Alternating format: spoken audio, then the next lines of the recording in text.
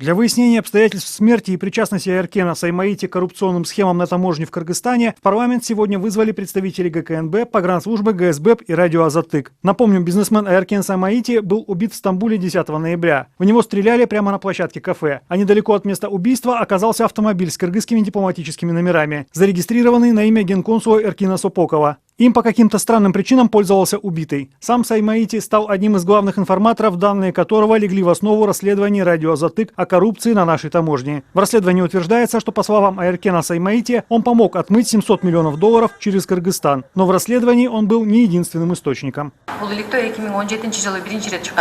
После публикации первого расследования Саймаити сам вышел на нас. Порядка 10 людей тогда обратились. Мы сами не ищем их. Люди сами обращаются в нашу редакцию. К нам до сих пор люди пишут. Мы проверяем все эти факты. Публикуем информацию только после того, как найдем доказательства. Некоторые обратившиеся лица перед Новым годом были избиты. Сейчас они выехали за пределы Кыргызстана и уже не хотят давать информацию. По мнению журналистов «Азаттык», $700 миллионов, которые были выведены из Кыргызстана, были потрачены Саймаити на недвижимость в Европе и Арабских Эмиратах. Парламентарии потребовали от правоохранительных органов объяснений, как такие крупные суммы были беспрепятственно вывезены из Кыргызстана и почему ни Саймаити, ни его курьеры не попали в поле зрения МВД, ГКНБ и ГСБЭП. Правоохранители подчеркнули, что операции по выводу денег проходили через фирму «Абдерас», которая, возможно, имеет отношение к Саймаити и его супруге. С 2015 по 2017 год официально через это ОСО осуществлен вывоз товара почти на 1,5 миллиарда сомов. За эти 2 года фирмой оплачена пошлина в размере 429 миллионов сомов.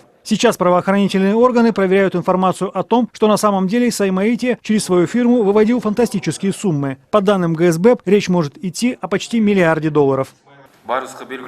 У ГСБЭП не было поводов допросить Айркена Саймаити, так как он являлся гражданином КНР и не было доказательств об ущербе государственному бюджету. Ущерб государству был установлен только в августе 2019-го. Его доказала налоговая служба. На основании этого в сентябре мы объявили в розыск Айркена Саймаити. Мы не успели его допросить. По нашим сведениям, с 2011 по 2017 годы из Кыргызстана от имени 3 лиц вывезено $932 миллиона.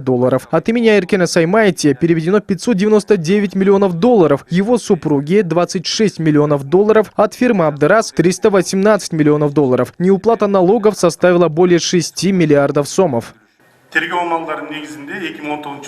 Необходимо спросить у правоохранительных органов об источниках дохода, о людях, которые дали эти деньги, как крутились средства. Почему это все прикрывалось, не расследовалось? Мы должны прямо говорить, что эти деньги имеют отношение к бюджету. Финансовая полиция, Генеральная прокуратура говорят, что из выведенных за рубеж средств не было выплачено более 6 миллиардов сомов, и что в $932 миллиона есть и налоги. Однако теперь установить детали всех этих манипуляций будет сложно. Саймаити убит и допрашивать некого. По данным ГКНБ, которая поддерживает связь со следственными органами Турции, заказчиком убийства бизнесмена был гражданин Сирии, а исполнитель – гражданин Узбекистана. В Турцию направлен один следователь, который по возможности, если турецкая сторона не будет против, будет получать информацию о ходе следствия. В СМИ прошла информация, что ряд граждан являются кыргызстанцами, но подтвержденных данных о гражданах Кыргызстана нет. Турецкая сторона еще не ответила на наш запрос. В нашем распоряжении нет каких-либо документов. Как получим ответ на запрос из Турции, то общественность будет информирована. По предварительным данным, заказчиком является гражданин Сирии, который причастен к террористической деятельности, исполнителем гражданин Узбекистана.